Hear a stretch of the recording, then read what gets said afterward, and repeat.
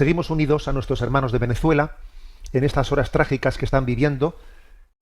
Las comunidades están convocando Eucaristías. Nosotros mismos aquí tenemos convocado para este miércoles, para el pasado mañana, una Eucaristía en la concatedral por todos los fallecidos en Venezuela y por la fortaleza y consolación de todos sus familiares. La Iglesia Católica se ha puesto en marcha también para hacer una gran recaudación. El Papa ha abierto brecha, siendo él el primero que ha hecho una donación de 100.000 euros y bueno, pues todas las Cáritas, en concreto Cáritas España, si uno entra en la página web de Cáritas España, tiene allí ya pues canalizado la forma de hacer nuestras donaciones para ayudar a las personas damnificadas y para poner en marcha los primeros pasos de la reconstrucción. Cáritas Internacional también está coordinando las ayudas de todas las Cáritas nacionales. Bueno, pues vemos, ¿no? Mientras que respondemos, especialmente también con nuestra oración, a este momento, también se está produciendo, al mismo tiempo, otra batalla, que es la de la lectura de los hechos, ¿no? Y no me refiero ahora a la lectura política, que daría para mucho, obviamente, porque solamente ver, ¿no?, el desastre de coordinación, etcétera, la incapacidad, la inoperancia de las autoridades para poder hacer frente a esta catástrofe, bueno, daría para otro tema, pero no me refiero a esto. Me refiero que también se ha puesto en marcha pues una batalla sobre la lectura religiosa de lo acontecido. ¿Dónde está Dios? ¿Dónde está Dios? Sí, están corriendo por redes sociales. Por una parte están corriendo algunos mensajes, algunos reels que repiten la vieja paradoja de Epicuro. Si Dios es todopoderoso y no impide esta desgracia, entonces es que no es bondadoso. Y si Dios es bondadoso y no puede impedir esto, es que no es todopoderoso. Entonces es que no es Dios, ¿no? Entonces, esto de lo que estamos siendo testigos entra en contradicción, ¿no?, con nuestra fe en Dios todopoderoso y misericordioso. Entonces corren por redes sociales, ¿no?, este tipo de reflexiones sobre la lectura de lo acontecido desde el punto de vista religioso, ¿no? Pero también por redes sociales están extendiéndose otras lecturas bien distintas, ¿no? Vamos a ver, permitidme una reflexión, ¿no?, partiendo de esto. ¿Qué lectura tenemos que hacer de una catástrofe así desde la perspectiva de la Sagrada Escritura, desde la luz que nos da la Sagrada Escritura? Creo que hay un punto clave de partida que condiciona todo, ¿no? Cualquier lectura que podamos hacer, un punto de partida. Y me refiero al hecho de que la Sagrada Escritura nos muestra que nuestra meta es la vida eterna. Que nuestra meta es la vida eterna. No es una vida corta, una vida larga en esta vida, no es la felicidad en este mundo, no, nuestra meta es la vida eterna. El Evangelio lo remarca mucho, ¿no? Por ejemplo, Lucas 12:20. Pero Dios le dijo: necio, esta noche te van a reclamar el alma. Lo que has acumulado, lo que has preparado en esta vida, ¿para quién será? Y Jesús concluye con la enseñanza central de esta parábola cuando allí dice en San Lucas: así es el que atesora para sí y no es rico para Dios. Y fácilmente nos olvidamos de la eternidad. Incluso los predicadores predicamos muy poco del más allá, de la vida eterna.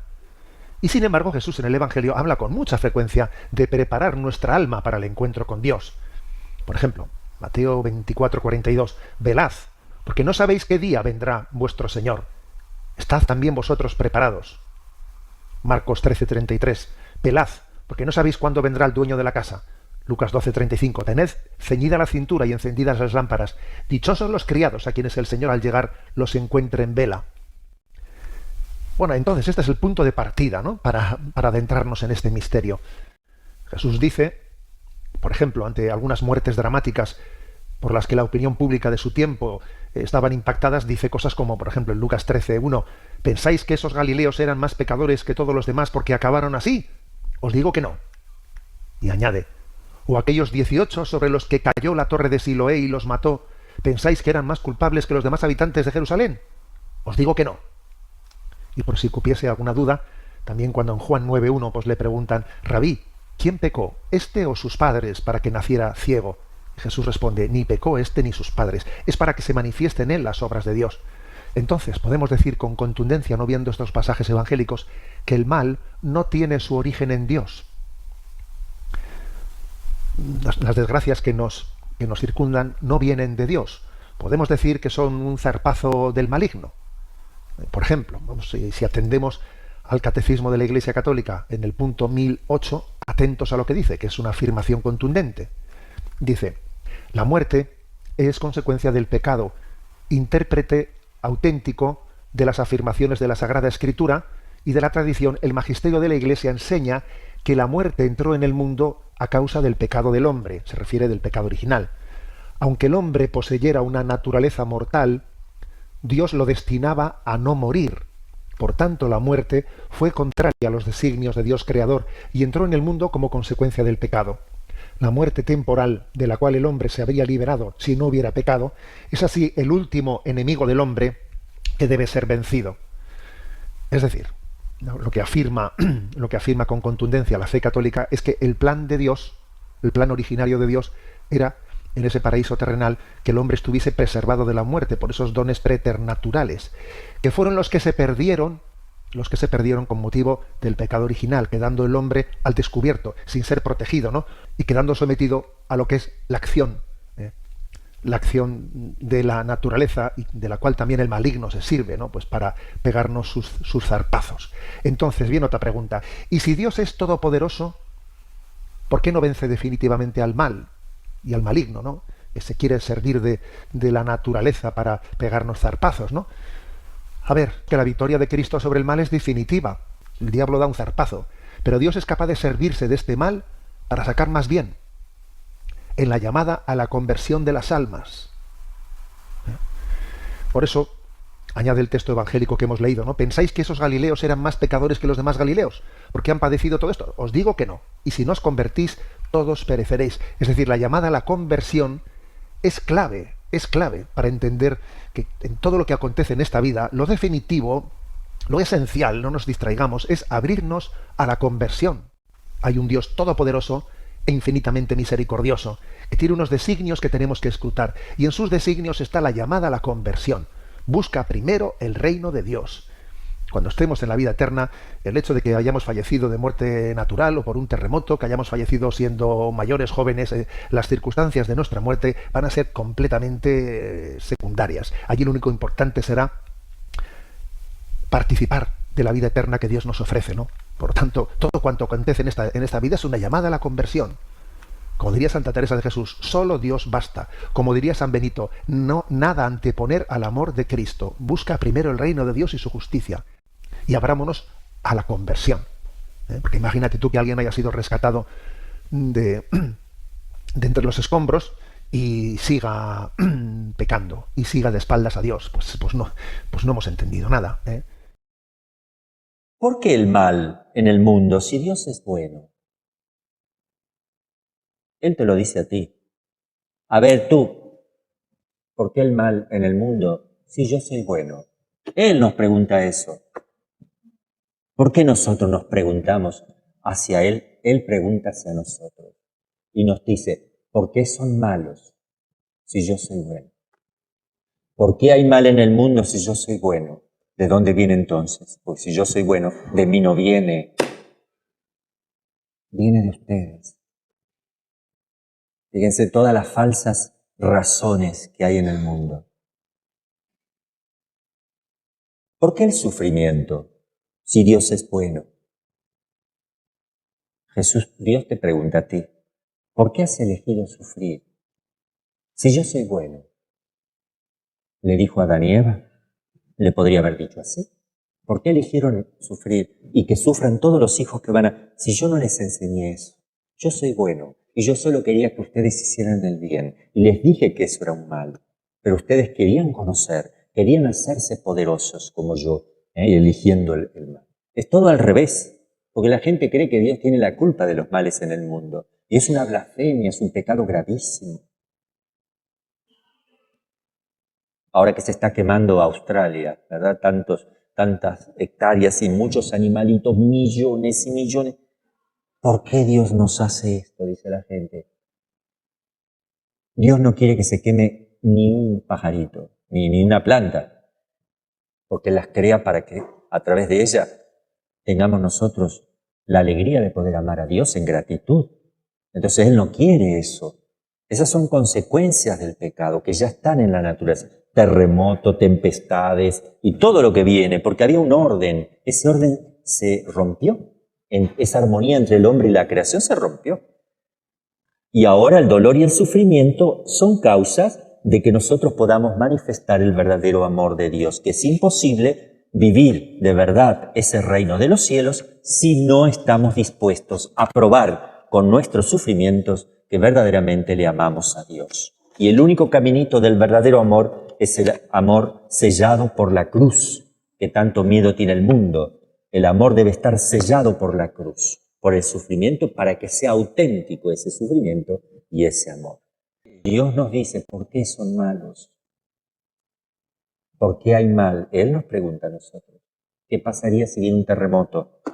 ¿Qué pasa si viene un tsunami? Ah, no, esas son cosas de la naturaleza, no pasa nada. Dicen algunos, y sacerdotes por ahí dicen, no pasa nada, el tsunami es el tsunami.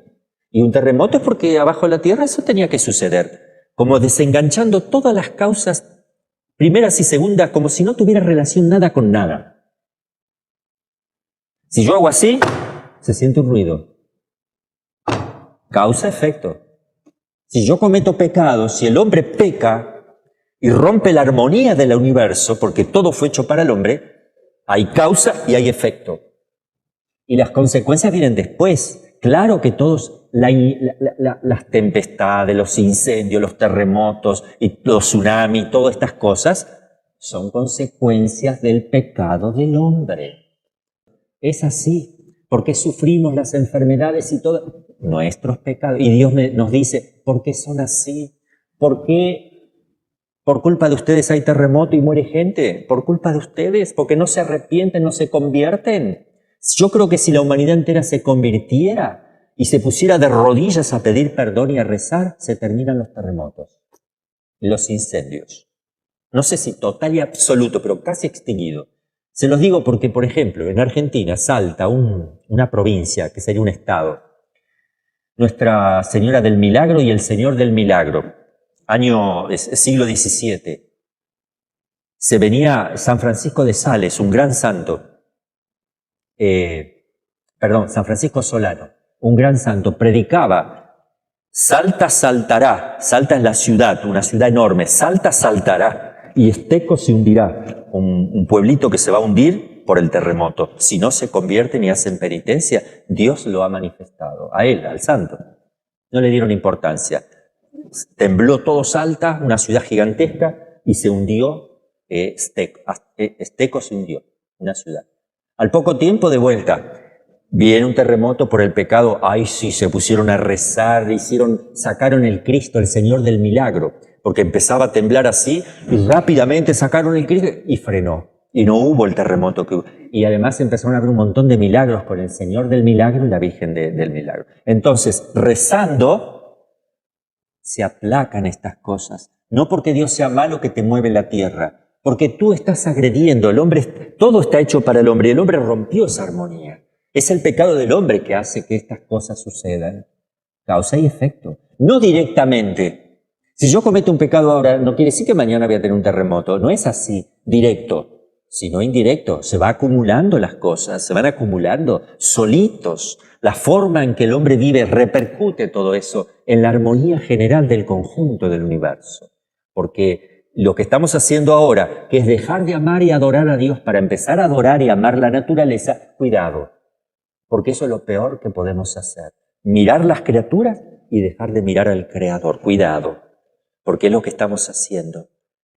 Y yo no puedo desviar mi corazón hacia las cosas creadas, porque entonces cometo un pecado gravísimo. Y es lo que está pasando. El hombre se está volcando a adorar las cosas de la tierra y se está olvidando de Dios. Por eso vamos a pedir que el reino de Dios más que nunca, lo vamos a pedir, que comience la presencia de Dios en nuestros corazones. Sí, como no, iluminar un poquito desde la palabra de Dios. San Lucas capítulo 13, versículo 1 en adelante, sucedió algo parecido a lo que está sucediendo en Venezuela, y le hicieron la pregunta a nuestro Señor Jesucristo y Él dio una gran respuesta, porque sí, ciertamente cada persona da su opinión, pero escuchamos qué dice las Sagradas Escrituras. 13:1 en adelante. En este mismo tiempo estaban allí algunos que le contaban acerca de los galileos, cuya sangre Pilato había mezclado con los sacrificios de ellos. Respondiendo Jesús les dijo: ¿pensáis que estos galileos, porque padecieron tales cosas, eran más pecadores que todos los galileos? Os digo, no, Antes, si no os arrepentís, todos perecéis igualmente. O aquellos 18 sobre los cuales cayó la torre de Siloé y los mató, ¿pensáis que eran más culpables que todos los hombres que habitan en Jerusalén? Os digo, no. Antes, si no os arrepentéis, todos pereceréis igualmente. Palabra del Señor, gloria a ti, Señor Jesús. Aquí hay dos ejemplos. Uno que murieron culpa de Pilato por allá y otro que le cayó la torre de Siloé. Y dice Jesús, ¿y ustedes piensan que esta gente era más mala que los demás? ¿O más malo que ustedes? Y la respuesta de Jesús es no. Pero luego viene el por qué Dios lo permite. Y si ustedes no se convierten, les sucederá algo peor. Imagínense ustedes. De modo que, según dice la Sagrada Escritura de nuestro Señor Jesucristo, estas cosas suelen suceder y son cosas de la naturaleza que Dios los permite, pero lo permite para un llamado a la conversión. Y si ustedes no se convierten, es un llamado a la conversión. Es un grito de Dios que nos dice, no solamente a los venezolanos, sino al mundo entero que está al revés y en oscuras. Y el Señor dice, bueno, ¿están desesperados por lo que está pasando? ¿Me van a echar la culpa a mí o le van a echar la culpa a los que se murieron? ¿Y por qué no mira cómo está su vida hoy? ¿Cómo está su situación? ¿Qué está haciendo? ¿Está preparado si le llegara a tocar a usted? Pues sepa que le va a llegar la hora de la muerte, sea una catástrofe, terremoto, lo que sea, pero le va a llegar. Lo importante que Jesús resalta aquí es, y si ustedes no se arrepienten, ahí está el detalle. Dios nos invita a venezolanos a una conversión, a todos nosotros. Y el mundo entero, donde al bien se le llama mal y al mal se le llama bien, el Señor dice, no, así no es. Donde los valores cristianos se han tirado a la basura, el Señor dice, no, así no es. Donde Dios ya ha muerto para muchos, donde Dios no existe para muchos, Dios dice, ya un momentico, yo todavía existo. Y que les doy un detalle, les doy una prueba. Y Dios está dando la prueba de que manda es Él, que los hombres no pueden hacer nada. Nos han querido tapar la existencia de Dios. Nos han querido tapar el sol con un dedo, decir que Dios no existe, que este mundo lo gobiernan los hombres. Y no, es Dios. Dios permite muchas cosas, pero Dios nos llama a la conversión. Algunos dicen, pero es un castigo de Dios, por ejemplo, que confunden una cosa con la otra. Un castigo de Dios porque estaban adorando imágenes, dicen algunos. Entonces Dios castiga porque Dios prohíbe las imágenes, dicen algunos hermanos separados que escuché por las redes sociales, y mucha gente se lo cree. No confundan una cosa. Ciertamente existe en Venezuela algo de lo que tenemos que convertirnos y que Venezuela se tiene que convertir, y incluso yo mismo lo he dicho, la conversión de la idolatría, que no es adorar, tener una imagen, sino que es adorar otro Dios. Eso sí, de eso sí tiene que convertir. Venezuela, y yo lo dije en muchas ocasiones, pues ha cometido pecado de idolatría, sí, no por tener una imagen, sino por creer que un hombre es Dios, por creer en otras cosas que no son Dios y hacerle pasar por Dios. Específicamente, muy concreto, es aquello de la idolatría que se está cometiendo con los santeros, babalaos, brujos, que mucha gente le abrió las puertas porque venía desde el gobierno, desde arriba, desde el gobierno, quisieron imponer esa idolatría en Venezuela. Eso sí es verdad. De eso tenemos que convertirnos, eso sí es verdad. Y tenemos que distinguir, por ejemplo, entre los santeros que trabajan con los nombres de los santos dados a dioses, a espíritus diabólicos, y le ponen el nombre de los santos, y le hacen culto, y le ofrecen sacrificio. Eso es idolatría, eso es pecado mortal. Eso no lo hace la Iglesia Católica. Eso lo hacen los santeros, eso lo hacen los paleros, eso lo hacen los babalaos, que comienzan a trabajar eso y lo trajeron desde Cuba y lo pusieron aquí en Venezuela. Sobre todo, debo alertarlo, debo decirlo claramente, yo sé que a lo mejor a muchos no les gusta, los militares que se dejaron llevar por eso, incluso ofrecieron sacrificio a esos supuestos santos, que no lo son, y por eso llaman santeros, porque utilizan los nombres de los santos para confundir y engañar a los tontos. Y entonces ofrecieron sacrificios, donde inmolaron un gato, un pollo, le hicieron comer carne de eso, le hicieron beber sangre de eso, y eso es pecado mortal, y eso se ha hecho, se está haciendo en Venezuela, y por eso el Dios hoy nos está llamando a una conversión. Desde la esfera del gobierno quisieron sacarnos a Dios y quisieron poner a esos dioses diabólicos, satánicos, con el nombre de santos y ofrecerles tantos sacrificios de mil maneras. Eso no está bien, eso no es correcto, y yo tengo que decirlo hoy. Por eso la primera carta a los Corintios, primera de Corintios, capítulo 10, versículo 14, la palabra de Dios nos dice, huyan de la idolatría. Es claro, huyan de la idolatría. Y ciertamente es un pecado de idolatría que tenemos que salir en Venezuela. Y hasta que Venezuela no reconozca, y yo creo que es el momento, y lo he dicho mil veces, que hay pecado de idolatría con el presidente que se murió antes, que lo consideraban comandante supremo y eterno, y ahora con los santeros y babalaos, y que donde adoran a otros dioses que no es el Dios del cielo. Si no cambia eso, no podemos levantarnos. Pero yo creo que este es el momento donde Dios nos manda a la reflexión, al arrepentimiento, y donde Dios nos manda a la conversión, que es lo más importante. Dice el Señor, por tanto, amados míos, huid de la idolatría. Y huid de la idolatría. ¿Y qué de la idolatría? Versículo 18. Mirad a Israel según la carne. Los que comen de los sacrificios no son partícipes del altar. ¿Qué digo, pues? ¿Que el ídolo es algo, o que sea algo lo que se sacrifica a los ídolos? El gato, el pollo, o cualquier animal, incluso niños, que se le ofrece a los ídolos, dioses diabólicos, con nombres de santos, que están haciendo los santeros. Antes digo que lo que los gentiles sacrifican a los demonios. Eso es ser gentil, eso es ser pecador, eso es ofrecerse a los demonios, eso es ser idólatra. Eso no se hace, pero se está haciendo en Venezuela, sí se está haciendo. Y a los niveles del gobierno, ojalá que me escucharan. Y a nivel militar, ojalá me escucharan. Y ojalá que Venezuela, en este momento, se pusiera la mano en el corazón. Y si alguien se quiere preguntar, ¿por qué están sucediendo las cosas? No quiere decir que sea un castigo de Dios, sino que es una llamada a la reflexión, dice el Señor Jesucristo. Y si ustedes no se convierten, y si no se arrepienten, algo puede pasarles peor que ellos. Entonces, no significa que sea un castigo de Dios para esa gente, pero sí es una llamada de atención para los venezolanos. Comenzando desde el gobierno.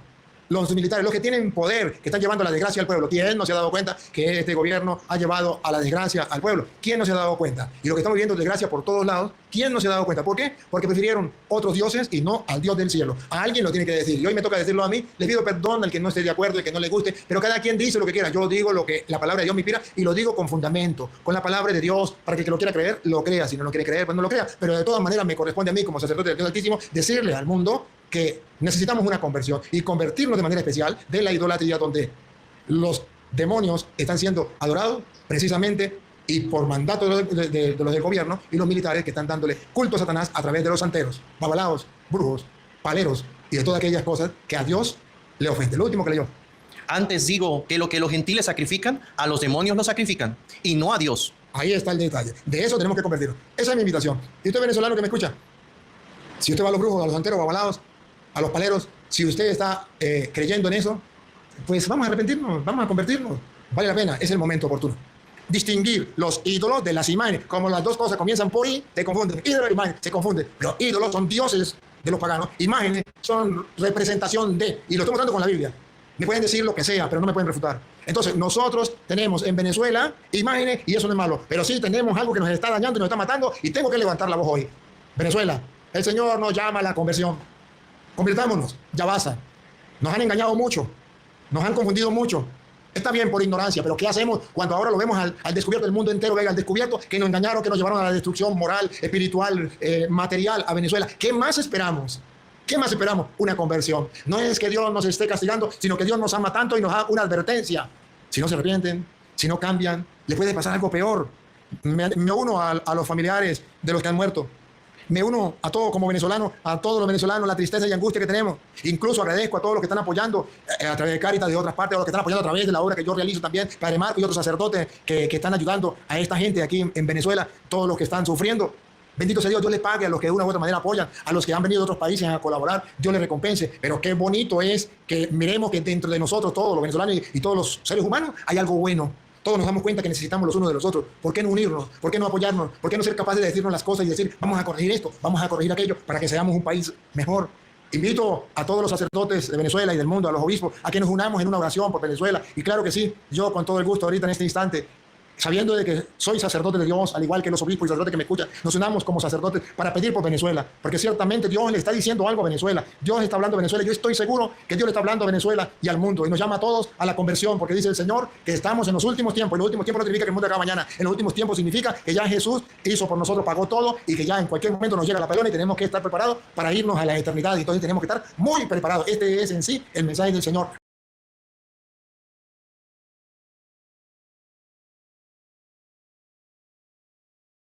Oración por todos los fallecidos en el terremoto de Venezuela, por sus familias, por todos los que están viviendo este momento de prueba. Señor Jesucristo, vencedor del pecado y de la muerte, que con tu Pascua has abierto para nosotros las puertas de la vida eterna.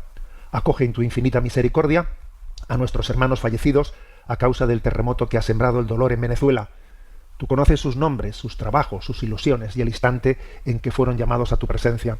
Perdona sus pecados, purifícalos con tu amor y concédeles participar para siempre en el banquete eterno, donde no hay llanto, ni dolor, ni muerte. Dale, Señor, el descanso eterno, y brille para ellos la luz perpetua. Descansen en paz. Amén. Mira también, Señor, a quienes lloran la pérdida de sus seres queridos. Consuela a las familias enlutadas, fortalece a los heridos, protege a quienes trabajan incansablemente en las tareas de rescate y suscita en todos un corazón generoso y solidario.